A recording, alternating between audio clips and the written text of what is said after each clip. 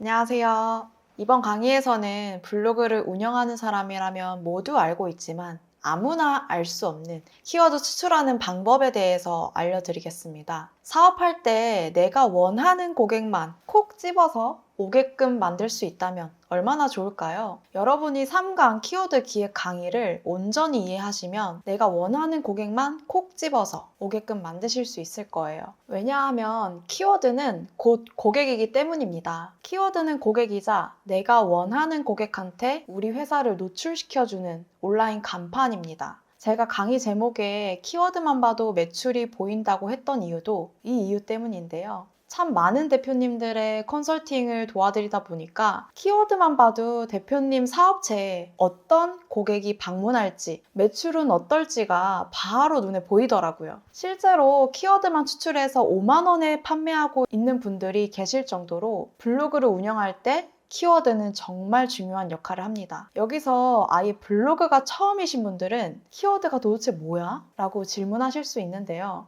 블로그가 처음이신 분들을 위해서 제가 키워드가 무엇인지에 대한 정의부터 간단하게 한번 설명드려 볼게요. 키워드는 네이버 검색창에 검색하는 단어를 말합니다. 저는 키워드를 간판에 비유해서 자주 설명드리는데요. 내가 원하는 고객을 콕 집어서 그들한테만 노출시켜주는 온라인상에서의 간판 개념이라고 생각해 주시면 돼요. 키워드가 왜 간판이냐고요? 이걸 설명하기 위해서는 약 20년 전으로 거슬러 올라가 보셔야 돼요. 20년 전에 우리가 병원이나 맛집을 가야 될 때 어떻게 알아보셨나요? 이때 대부분 길 가다가 간판을 보고 가시는 경우가 많았어요. 아니면 지인 소개로 병원이나 맛집을 가시는 경우가 많았죠. 그래서 병원을 개원하고 맛집을 창업할 때도 간판 위치가 정말 중요했어요. 간판 위치에 따라서 매출이 좌지우지됐기 때문에 어떻게 해서든 비싼 임대료를 주고 대로변에 창업하려는 분들이 정말 많았습니다. 그런데 지금은 어떨까요? 온라인 기술이 많이 발전하면서 이제 사람들이 맛집, 병원을 찾을 때 길 지나가다가 간판만 보고 가는 게 아니라 온라인 검색을 통해서 알아보고 찾아가는 시대로 상황이 180도 변했어요. 여러분도 맛집이나 병원을 알아볼 때 네이버 검색창 먼저 키는 습관이 있지 않으신가요? 이제 단순히 오프라인 간판 위치에 따라서 매출이 오르는 시대는 지났고 온라인상에서 우리 회사가 고객한테 얼마나 많이 노출이 되느냐에 따라서 매출이 달라지는 시대가 된 거예요. 예를 들어 여러분들이 잠실역에 떡볶이 가게를 창업했다고 한번 가정해 볼게요. 20년 전이면은 매달 5천만 원씩 비싼 임대료 내가면서 온라인 간판을 걸어서 홍보를 했었어야 됐어요. 그런데 지금은 어떨까요? 온라인상에서 잠실 맛집 키워드에 여러분 가게가 노출이 된다고 한번 가정을 해볼게요. 피디님 혹시 잠실 맛집 키워드 한 달에 검색량이 어느 정도 되는지 아시나요? 한 5만? 5만? 제가 확인을 해보니까 잠실 맛집 키워드를 한 달에 검색하는 분들이 한 12만 정도? 12만? 네. 모바일하고 웹 합쳐서요? 네. 그러면 우리는 이 잠실 맛집 키워드에만 우리 가게가 노출이 돼도 한 달에 약 12만 명 잠재 고객한테 우리 가게를 노출시킬 수 있는 거예요. 그것도 방법만 안다면 무료로 노출을 시킬 수 있는 거죠. 그리고 오프라인에서는 한 개의 간판만 걸 수 있죠. 근데 온라인 상에서는 우리가 키워드 노출시키는 방법만 안다면 잠실 맛집뿐만 아니라 잠실 떡볶이 맛집, 잠실 데이트 맛집 이렇게 무제한으로 간판을 온라인 상에 걸 수 있어요. 그리고 이것뿐만 아니라 우리가 지금은 잠실에 있지만 내가 만약에 뭔가 프랜차이즈 식으로 확장을 하고 싶다, 전국 단위로 내 매장을 홍보하고 싶다 했을 때 잠실뿐만 아니라 내가 원한다면 전국 어디에서든 온라인상에 간판을 걸 수 있습니다. 부산 맛집 키워드를 잡으면 부산에서도 우리 가게를 홍보를 할 수 있고요. 대구 맛집 키워드를 잡으면 대구에서도 우리 가게의 간판을 걸 수 있는 거예요. 그래서 이제는 비싼 임대료를 굳이 지불하지 않고도 무료로 전국에 간판을 걸 수 있는 거예요. 그리고 가장 중요한 거는 이 키워드 하나만 잘 선정하면 내가 원하는 고객한테만 간판을 노출시킬 수가 있어요. 제가 오늘 이 촬영을 한다고 메이크업 샵에 다녀왔는데요. 어떤가요? 좀 다른가요?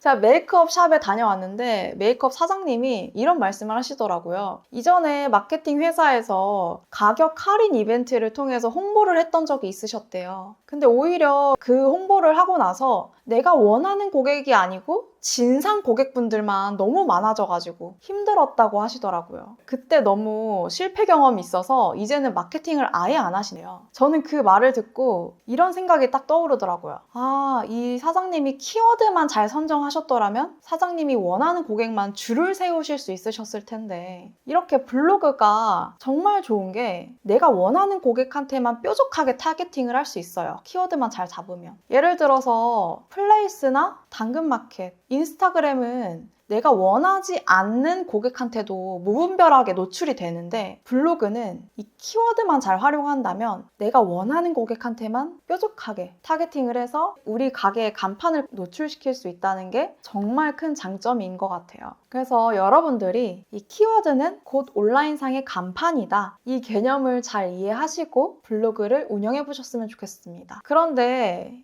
키워드 정말 중요한데 키워드도 정말 잘 뽑으셔야 돼요. 나는 키워드를 잘 뽑아서 온라인상에 간판을 걸었다고 생각할 수 있지만 실제로 간판이 안 걸려 있는 경우도 많았거든요. 제가 사례를 가져와 봤는데요. 이분은 동물병원 원장님이셨어요. 근데 1년 동안 원장님이 혼자서 블로그를 운영했는데도 매출이 오르지 않았다면서 저를 찾아오셨던 분이었어요. 그래서 제가 왜 매출이 오르지 않았을까? 한번 원인을 분석을 해보니까 원장님이 아무도 검색하지 않는 키워드에 간판을 걸고 계셨더라고요. 제가 확인을 해보니까 양측 쓸개고 탈구, G3, 좌측 전 십자인대 파열, 우측 고관절 탈구, 이런 키워드들로 원장님이 잡고 계셨는데 실제 검색량을 확인해보니까 이 키워드를 한 달에 검색하는 사람이 아예 없는 거예요. 지금 여기 보이시면은 10 이하로 검색량이 딱 나오거든요. 근데 이렇게 되면은 아무도 검색하지 않는다는 뜻이에요. 그래서 이 원장님은